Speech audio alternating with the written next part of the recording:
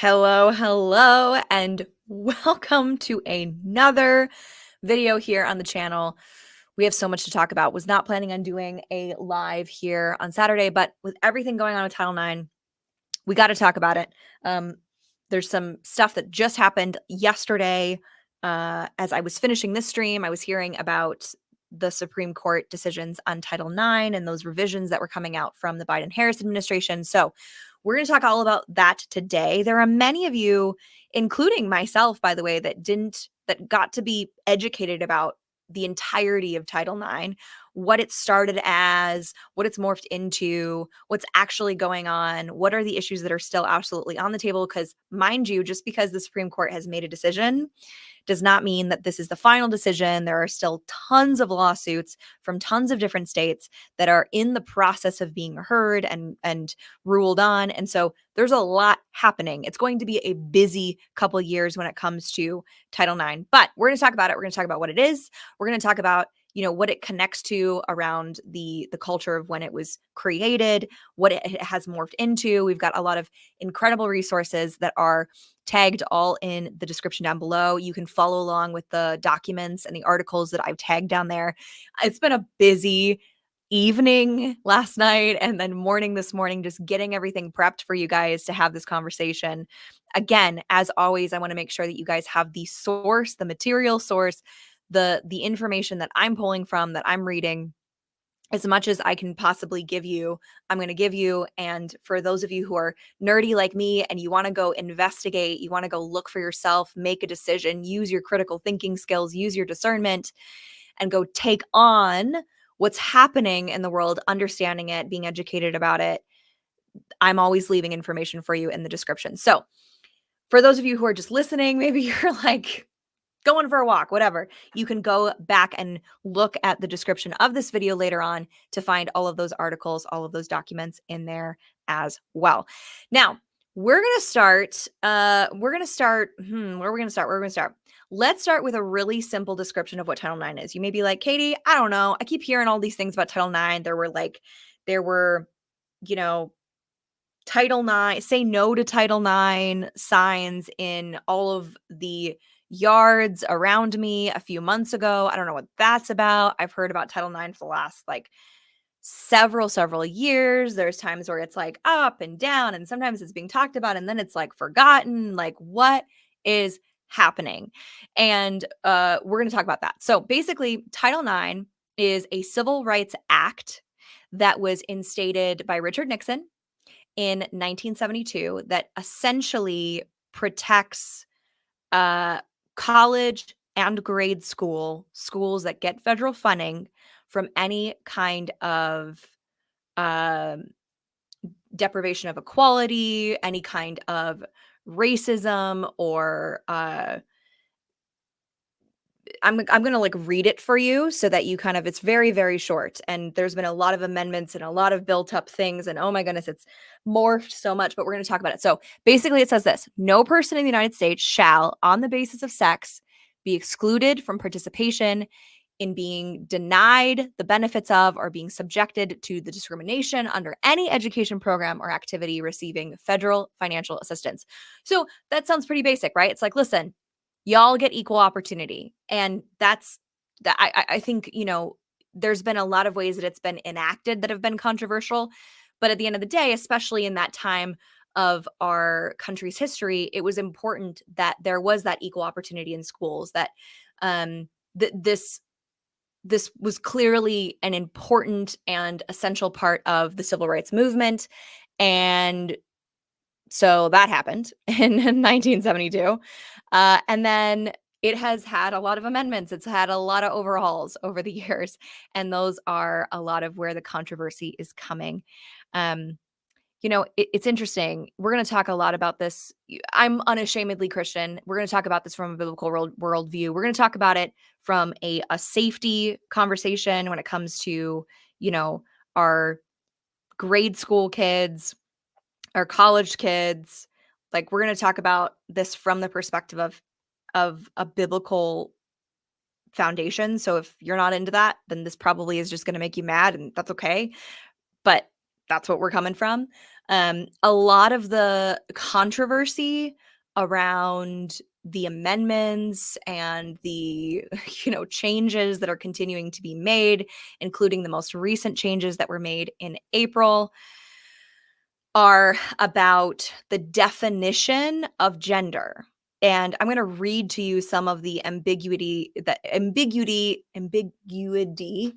words. I'm going to talk to you about some of the changes, some of the wording that has changed, and you're going to get to kind of decide that for yourself. But we're going to start with where are we going to start? We're going to start with, let me share my screen. We're going to start with this article from the National Affairs. This was written in 2018, so it's a little bit older, but I think it explains some of the changes that have been happening to Title IX very well. It's hard to tell where this article is landing agenda-wise, so just read it. Have some discernment, have some critical thought as you're reading it. Sometimes articles are really helpful in combining information, combining thought, combining details together for you to be able to make up your own mind about what's happening, what's going on, where you stand on in your position. But there's always a bias. There's always an agenda with articles. I find some articles a little bit more neutral than others. Obviously, we can see that in the world of, news and news agencies. There's huge biases, unashamedly public biases on, education, society, culture, politics, religion, etc. This article I thought was very, very helpful because it really started to it showed like the original intent for Title IX and then how it has morphed. I think even the title is kind of humorous, The Strange Evolution of Title IX. So we read the original Title IX that Nixon put into place in 1972. But this article, and I'm not going to read, I'm just going to pull some certain things through this. The first section is really just talking about, hey, like in the past, I think I'm actually going to read this section. In 1972, 57% of college students were male and only 43% were female. That has flipped. Now there's more female college students. There's more doctorate people who hold a doctorate that are women than men now. They're really just talking about, hey, like, our laws and our equality is working, essentially, whatever. And then it continues to say, despite this remarkable success, federal regulation under Title IX has become increasingly demanding and contentious. Intercollegiate athletics dominated the debate over Title IX until 2011, when sexual harassment became the most pressing controversy. During the Obama administration, the Office for Civil Rights in the Department of Education announced detailed sexual harassment rules and launched hundreds of well-publicized investigations of colleges, some of which dragged on for years. Obviously, this is an older article, so this was written when Trump was still president of the United States, before Biden and Harris were our president and vice president. But then it continues to go down and talk about the key to understanding current disputes over Title IX is to appreciate just how far federal regulations have departed from the law's original purpose. Title IX initially focused on what happens in the classroom. That focus soon shifted to the playing field, then shifted again to bedrooms and bathrooms. Over the past 5 decades, the understanding of non-discrimination underlying Title IX has steadily drifted away from eliminating institutional barriers to educational opportunity for women and girls, and toward the much more ambitious project of changing the way we think about sex differences, gender roles, and sexuality in general. And this is kind of what I was talking about initially, which is like we're starting to have a different these bills, these amendments, these civil rights enforcements, all of those different things are now starting to take a very different direction, which is one that really promotes a more ambiguous perspective of gender, and really pushes back and enforces I don't even know totally how to describe it, but essentially it's like you can't even necessarily assess or ask questions about somebody's gender because that is now seen as sexist or discrimination, essentially. So to be honest, like with the ambiguity of gender identity, gender roles, gender itself, with how ambiguous that's become, it's sort of again becoming this thing where it's like, well, I am who I am. You can't question that, because even if you question that, I can come back and say, hey, you're discriminating against me. So it's a very, very interesting conversation. It's a very interesting thing to observe going on in the world, but also to be a part of and to be, vocal and active about it. And I think that's the important part about educating yourself. I'm still educating myself about this conversation. I'm giving you what I know now and what I'm learning and reading through now, but there will definitely be a lot more that comes out. There are 26 states currently that have lawsuits that are open against Title IX. There are 26 states that the Supreme Court has allowed to be on hold for Title IX regulation, even though the amendments to Title IX have been enacted back in April, I believe. There are states that are on hold for actually being forced to enact those in their public school systems and in their schools that are being supported by federal funding. And so that's really what went on yesterday, which is the Supreme Court saying, nope, we're still allowing this hold while we're going through these lawsuits. We're not going to allow these to be enforced in these states. We're going to hear these out. We're not going to allow the request from the Biden-Harris administration to enforce it in like a federal enforced it's like raining, a federal enforced regulation against all states. So there are 26 states currently. There's this really interesting article from Alliance Defending Freedom. I've been following them for a long time. They've been doing amazing, amazing work on defending freedom, defending religious freedom, defending freedom in the schools. And like they help a lot with a lot of areas. And they have a really interesting article out there. Again, it's a little bit older. I'm sure they're going to come out with something more recent. So I'll definitely share that on my Twitter X account. So if you go follow me over there, you'll be able to see whenever they come out with a new one. This was from July 16th, 2024. And they really talk about, hey, these amendments were touted as pro-women enforcements. And yet, because now gender has become so ambiguous and so whatever you want it to be, we end up actually putting women at a disadvantage in lots of areas, including athleticism. And it ends up being a huge, huge problem for women. We saw this in the Olympics, the Paris Olympics. And that's like a big, big example of this. But at the end of the day, there are so many smaller examples. And I say smaller, but I do not mean less important. We have seen so many issues come out about, biological men competing in biological female sports and how that's not equal and that's not pro woman and that's not pro women in sports and supporting them and achieving their goals. And so it just goes to show that this ambiguity that is very, very intentional and very, very agenda focused is making it harder and harder for schools to actually do their job to keep people safe, to keep their kids safe. And this is what we're really going to focus on in this video, which is, hello, how are we actually keeping kids safe in these conversations? I got to say, like, I don't have a clear answer for how do we keep kids safe, because there's always going to be loopholes. There's always going to be ways that the bullies win, the bullies bully, that the bullies beat on the kids that are different in whatever that means in lots of different ways. And it's frustrating and it's discouraging. But at the end of the day, the laws that we're making within the schools to keep kids safe get to have that be the highest focus of the institution when it comes to safety. And that means physical safety. Yes, you've got psychological safety, you've got mental safety, you've got emotional safety, but none of those things ever apply if the kids that are in the school system are not physically safe, right?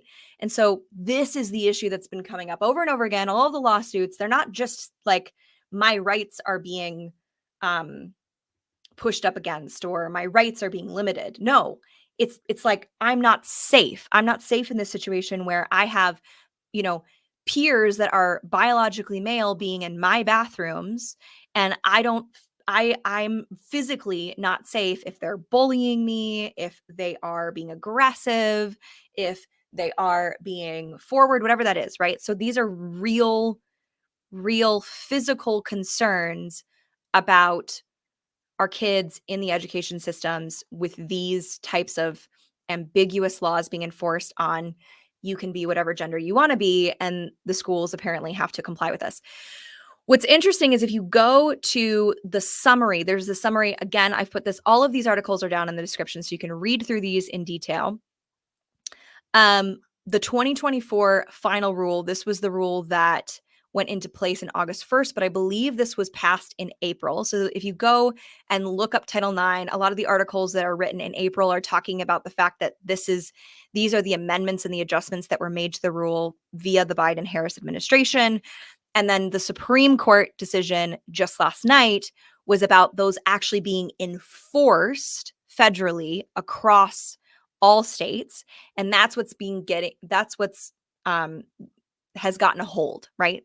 They're holding back on the states who have lawsuits in place, which are 26 states. You can actually look at this map, which I thought was really helpful. I kept looking and seeing like, okay, like what states are actually on hold right now? These are the states that are on hold.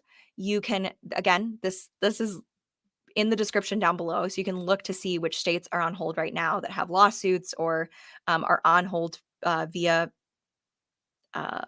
this is the Supreme Court hearing yesterday. So the reason I want to share that with you is this issue is not over. This issue has not been won in a sense at all when it comes to keeping kids safe physically in our schools. This is just on pause. So yay to the Supreme Court for ruling to pause and to not force these states that have kids, that have lawsuits that are happening, that's saying, hey, our rights are not being respected. We're not safe in our schools. There's not equality in our sports. There's not equality in our bathrooms. There's not equality in our dorms. And it's just a hold. So it's hard to tell exactly where this is going to go. Obviously, if we have a Harris administration for the next 4 years, I am not hopeful about this hold being put on for very much longer. But again, we're just hoping and praying that the Supreme Court does their due diligence, that the lower courts do their due diligence on actually looking at the original intent of Title IX, because it's certainly not what it is now. Now it's this soapbox to agendicize gender. This is anyway.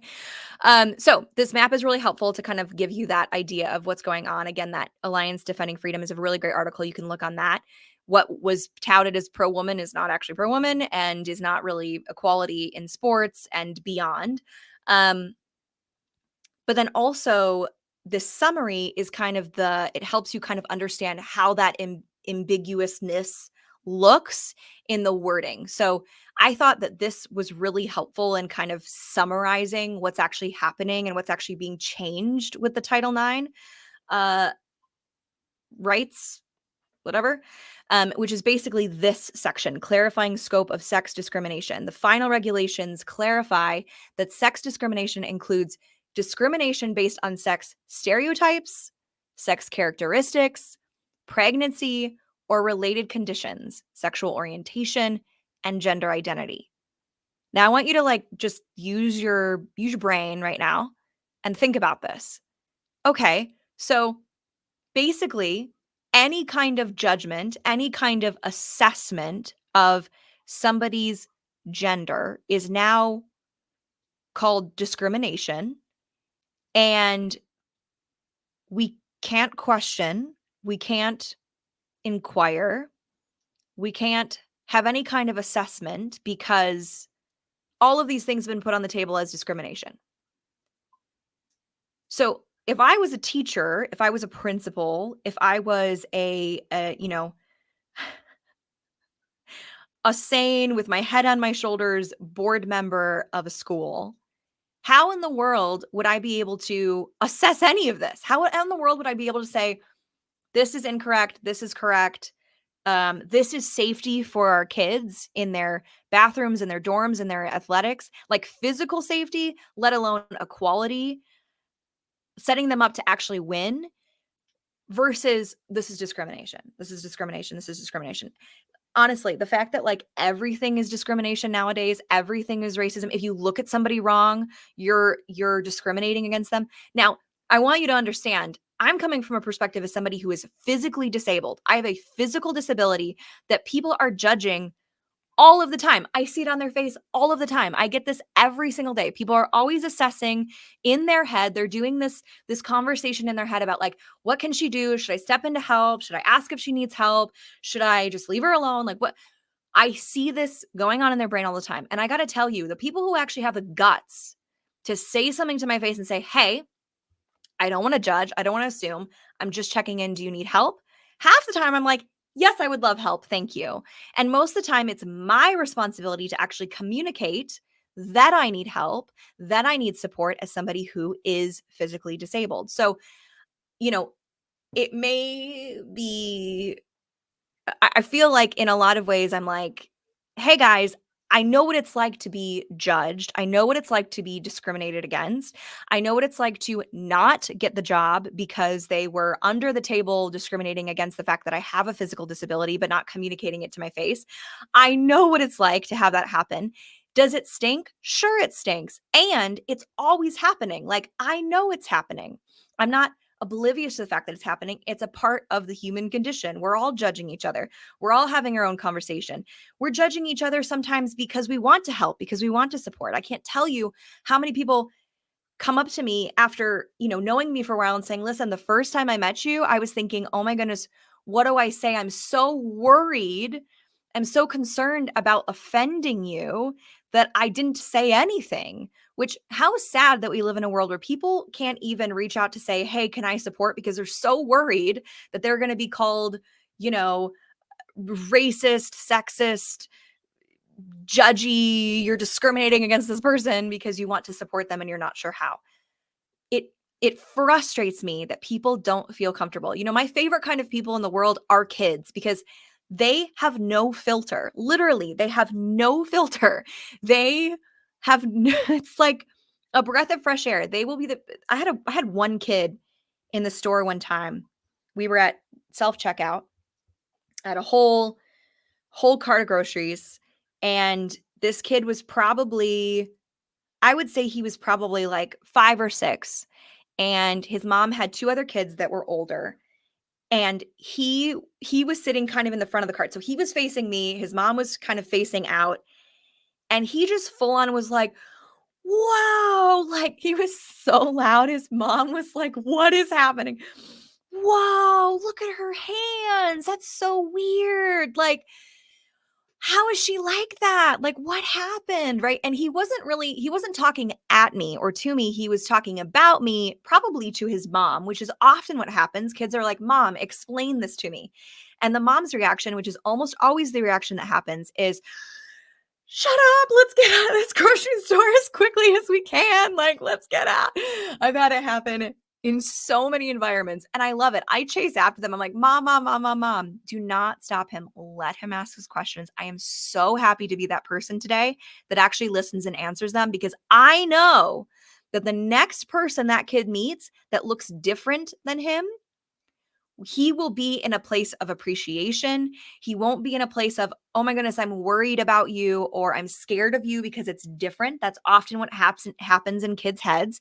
They think that because I don't have hands, somehow it hurts me or it will hurt them, right? There's something in their brain that says, "Oh my goodness, this is not right. This is not right. This is like danger zone. I'm scared of this." And then there's other kids that are like, I just want to know what this is. I just want to understand what this is. And kids are beautiful that way, because when you shape that moment is an opportunity to say, "Hey, it's okay. Let's talk about it," and have that actually ripple into the next interaction that they have with somebody who looks different. And this is why, instead of shutting down the conversation, not talking about it, not having a conversation about it, we need to be talking about it. We need to be allowing people to mess up on how they say things and assume the good versus the bad. This is my approach to life. When people say things to me that others may look and say, "Oh my goodness, I'm so offended on behalf of you. They were so rude," or "They asked that question that wasn't a good question to ask." I'm like, "No, no, no, no, no. I want to answer their questions. I want to engage with them because the more that they're educated and understand and actually have a conversation about it now, the more it will shape their next interaction and the interaction after that. I think also for moms, it's like, it's hard to tell when you're going to be in a situation with somebody who is willing to take that on, which I realize that I am very different to a lot of my peers and my fellow people who have some type of physical disability, especially, a congenital disability where, they grow up and they get bitter and resentful about the fact that they're different and somehow I'm a victim because I'm different. And this is totally, by the way, this is totally the agenda of education, the agenda of our country to make people feel like they're the victim and somehow be validated and feel good about that and feel vindicated about that, like they deserve something they don't really deserve, or that you owe them something because they were born without hands, or haven't have a leg missing, whatever it is, right? I have a good I have a good family friend of mine who is missing one of his legs, and he is like the biggest jokester ever. He like really he upsets a lot of people because of his sense of humor, and it cracks me up because he's just okay. He's okay with it. And it just goes to show that we need to be talking about it. We need to have conversations about it. And for those who have disabilities, instead of being a victim, instead of being, resentful and entitled, no, that's not actually going to create a better world for you. That's not actually going to give you more opportunities. That's actually going to give you less opportunities. It's actually going to limit your opportunities in the world. That's actually going to limit your scope of influence, your scope of change, your scope of actually creating a positive environment around you where people are respected. That's not going to happen if you come from a victim mentality. But if you can come from a place of saying, hey, I am who I am. This is how I am. Let's talk about it. I want to hear your questions. I want to hear what's going on in your brain and actually shape the next generation and the generation after that. That's my stance. I'm very opinionated about it. So, this is a great summary that I'm sharing here on screen that's still on screen. This is a great, great summary. You can go and read this. This is 15 pages. The one that I'm on right now is page 4. The top of that section is what we were talking about around the ambiguousness of the gender roles and how basically everything you could possibly anything that you physically with your eyes observe about a person is now under the umbrella of discrimination. And y'all, we're going to have a separate conversation about DEI. Promise. But basically it's the same principle, which is like, it's ironic because we're making all of these rules about like, you can't judge me by what you see. That's discrimination. But also, let's create all of these rules where we're judging people by what they look like. And it's mind-blowing to me that we don't see the hypocrisy between those two things, and that they're basically, at the end of the day, and I would say this in a conversation that we have about DEI, but like literally it's just discrimination. There's always somebody in the party that is at a disadvantage when there's discrimination happening, that is being judged, assessed unfairly. There's always somebody who the consequences are put upon, right? And then there's always a party that benefits from discrimination. There will always be a party that benefits, and there will always be a party that is disadvantaged by discrimination. And really, what we're seeing in the world is lots of discrimination that's happening that just we're either focusing on the people that are disadvantaged for the benefit of agenda, for the benefit of liberal culture, whatever. And then we're looking at the people who benefit if we have DEI placements in place and we have, things in which we assess how you look and poor you because you have more or less melanin in your skin or whatever it is, instead of saying, hey, listen, you have an opportunity to engage. You have an opportunity to learn. You have a brain. You have a body. You are alive. Go after it. Go live your life. Go engage with society. Go engage with economy. Learn some skills that are practical that people actually need. The less that people spend on themselves, focusing on woe is me, poor me, all the things, y'all. And I'm speaking from somebody that so easily could have been that person. I so easily could be the one that was poor me, I'm disadvantaged, I'm discriminated against, whoa, whatever. I could have been that person. It does not give me any advantage. It only limits my opportunities.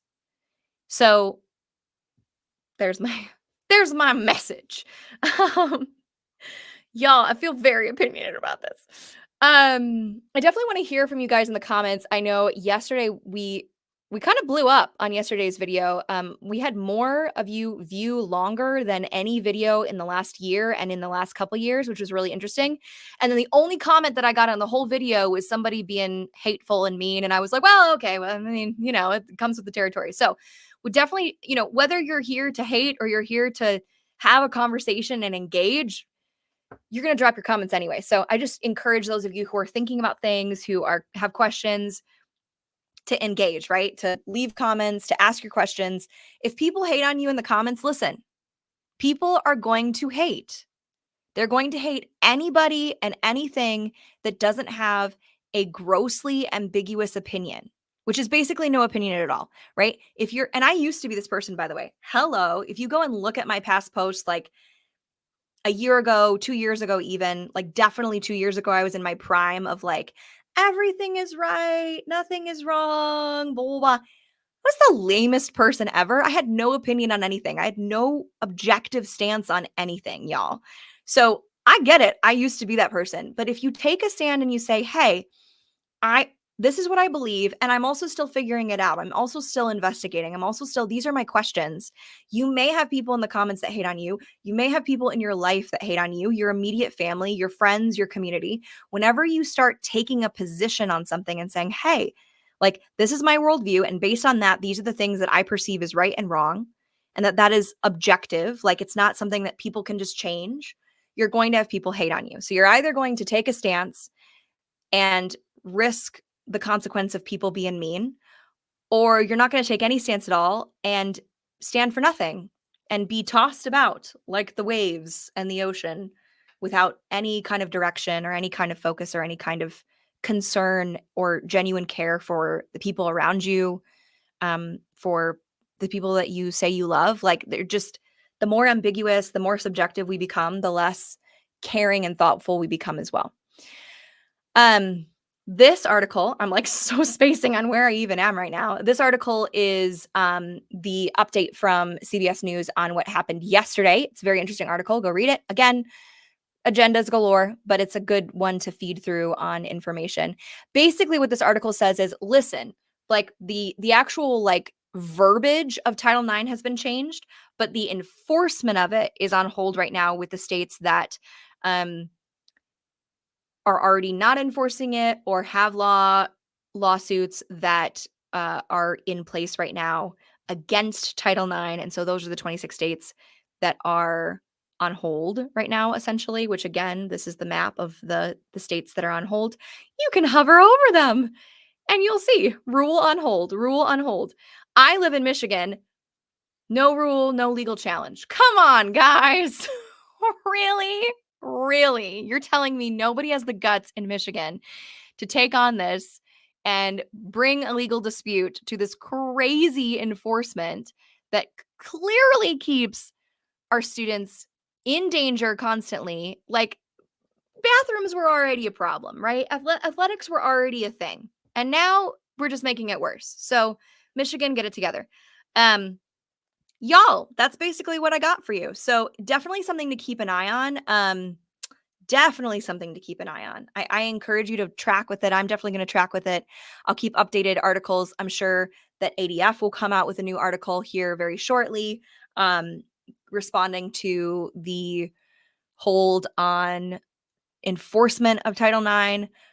They've been very, very involved in a lot of the lawsuits themselves from different states. They're representing a lot of them, so I'm sure they will have a lot of information coming out. As they bring it out, I'll definitely share them on my X, share them, all over the place, so you'll see them around.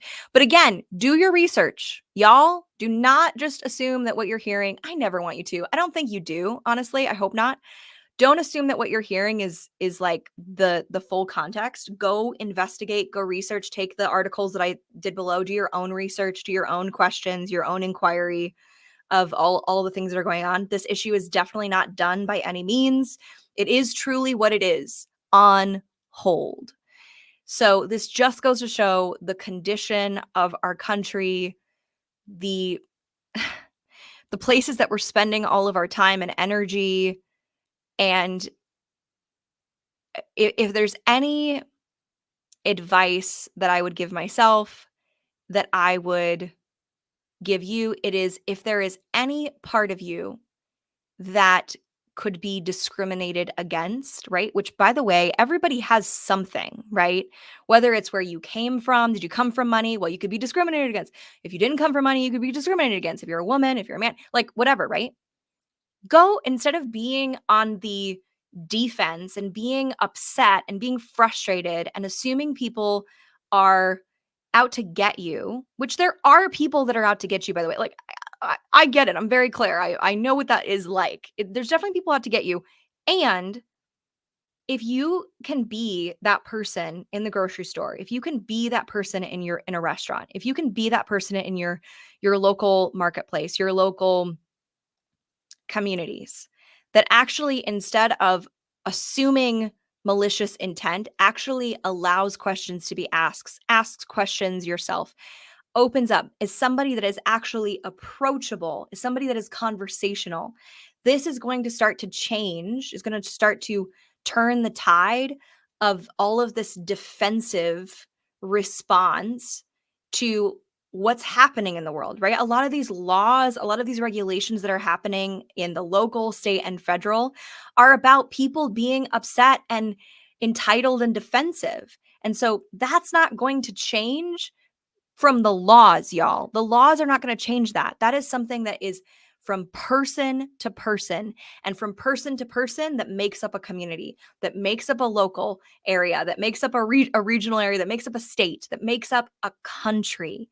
If we can come from this place of actually being conversational, allowing questions to be asked, not assuming malicious intent, coming with an educated perspective, coming with a curious, wise perspective versus just being reactional, we're going to start to change little areas at a time. And, I was talking to a colleague of mine. I say colleague, I don't really know a lot about him. I just was at a Right to Life event and was sitting and talking with him.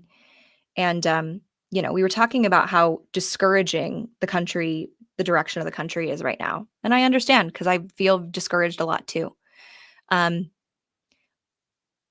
But I responded back to some hopelessness that I was hearing by saying it depends on our objective, right?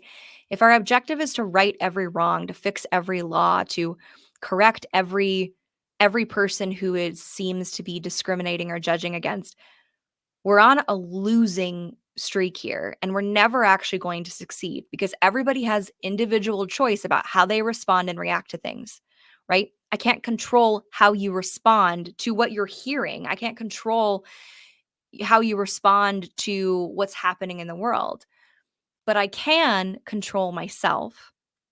And, for me as a Christian, thank the Lord that He is supernaturally working in me to change the way I respond to, instead of being upset and defensive, actually being curious, being kind, being thoughtful, not assuming malicious intent, but hearing people out.